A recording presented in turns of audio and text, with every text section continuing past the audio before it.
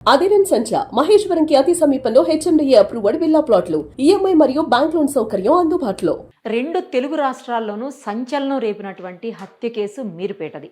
మీరుపేటలో భార్యను చంపేసి భర్త గురుమూర్తి ఆమె శరీర భాగాలను ముక్కలుగా కోసేసి వాటిని కుక్కర్లో ఉడికించి బోన్స్ ఏమో ఇష్టానికి పౌడర్ లాగా చితక్కొట్టేసి వాటన్నిటినీ తీసుకెళ్లి జిల్లెలగూడ చెరువులో కలిపేశాడు.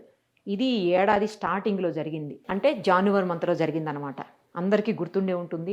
భార్యాభర్తలు ఇద్దరు తరచుగా గొడవ పడేవాళ్ళని, పిల్లలు ఇద్దరు ఉంటే వాళ్ళిద్దరిని స్కూల్ నుంచి రాగానే ఆమె తల్లి ఇంటికి తీసుకొని వెళ్ళి అక్కడ వదిలేసి వీళ్ళిద్దరూ ఇంటికి తిరిగి వచ్చేసి ఆ రోజు గొడవ పడి నైట్ ఆమెను చంపేశాడు. అతను ఇంతకుముందు మాజీ సైనికుడిగా పనిచేశాడు. తర్వాత ఇప్పుడు డిఆర్డిఎల్లో ఒక ఉద్యోగిగా ఉన్నాడు, సెక్యూరిటీ గార్డ్గా చేస్తున్నాడు అనమాట. సో అతను అత్యంత కిరాతకంగా చంపినటువంటి పరిస్థితి భార్య మాధవిని. అప్పట్లో ఏంటంటే ఆమెకు ఇల్లీగల్ కాంటాక్ట్స్ ఉన్నాయి, ఎప్పుడు భార్య మీద అనుమానం ఉండేది, అందుకే తరచుగా గొడవలు పడేవాళ్ళని చుట్టుపక్కల ఉన్నటువంటి వాళ్ళు చెప్పింది. ప్రాథమికంగా పోలీసులకు వచ్చినటువంటి ఇన్ఫర్మేషన్ కూడా అదే. మనం కూడా వెళ్ళాము ఆమె ఇంటి దగ్గర, వాషింగ్ మిషన్ అవన్నీ అక్కడ అలాగే పడేసి ఉన్నాయి, చూసాం కూడాను. ఆ లోపల అత్యంత దారుణంగా చంపటమే కాకుండా ఒక్క ఎవిడెన్స్ కూడా మిగలకుండా చేశాడు. ఈవెన్ బ్లడ్ స్టెయిన్స్ కూడా క్లియర్ చేసేసాడు. ఏమీ లేవు అసలు. ముక్కలుగా నరికేసి దాన్ని ఆ పార్ట్స్ అన్నిటిని తీసుకెళ్ళి కుక్కర్లో వేసి ఉడికించాడు. ఉడికించిన తర్వాత మళ్ళీ మిక్సీలో వేసి ఇవన్నీ పౌడర్ లాగా చేసేసాడు. బోన్స్ అవన్నీ చేసేసి బ్యాగ్స్లో తీసుకొని పోయి దాంట్లో పడేశాడు, జిల్లెలగూడ చెరువులో. అసలు ఏ మాత్రం ఎవ్వరికి కూడా ఎక్కడ ఎవిడెన్స్ అనేది దొరకకుండా చేశాడు. అతని మీద అనుమానంతోనే పోలీసులు వెంటనే అరెస్ట్ చేశారు. అరెస్ట్ చేస్తే ఎక్కడ ఎలాంటి ఎవిడెన్స్ లభించలేదు.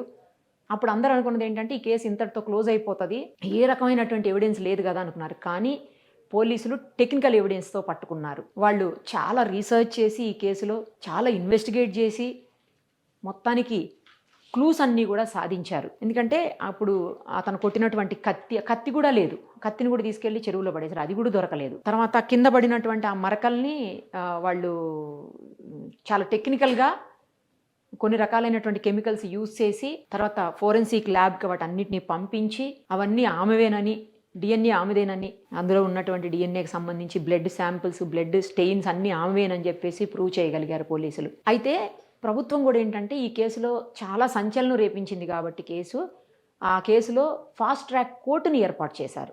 ఫాస్ట్ ట్రాక్ కోర్టు వల్ల చాలా స్పీడ్గా ట్రయల్ జరుగుతోంది. ఇప్పుడు కూడా ఆ గురుమూర్తి జైల్లోనే ఉన్నాడు.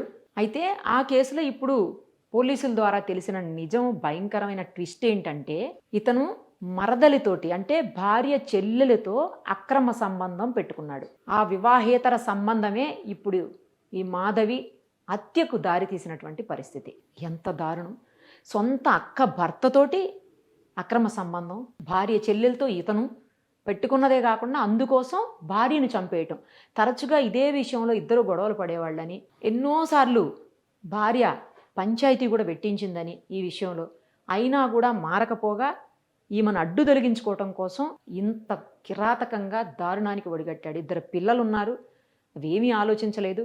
భార్యను అన్ని రోజులు సంసారం చేసినటువంటి భార్యని, ఇద్దరు పిల్లలు ఉన్న తర్వాత కూడా కత్తి పెట్టి నరికి ముక్కలు చేసి కుక్కర్లో వేసి ఉడికించి, అసలు అంత దారుణంగా, అంత క్రిమినల్ మైండ్ ఎలా వచ్చిందో. వద్దనుకున్నా వదిలేసిన అదే సందర్భంలో మనం ఈ మాట కూడా అన్నాం. ఆ సందర్భంలో వదిలేసి ఉంటే అయిపోయేది ఇష్టం లేనప్పుడు అని చెప్పి, తాను చేసేదే తప్పు, ఇల్లీగల్ కాంటాక్టు భార్య చెల్లెలతో, మళ్ళీ ఈమెను చంపాడనమాట.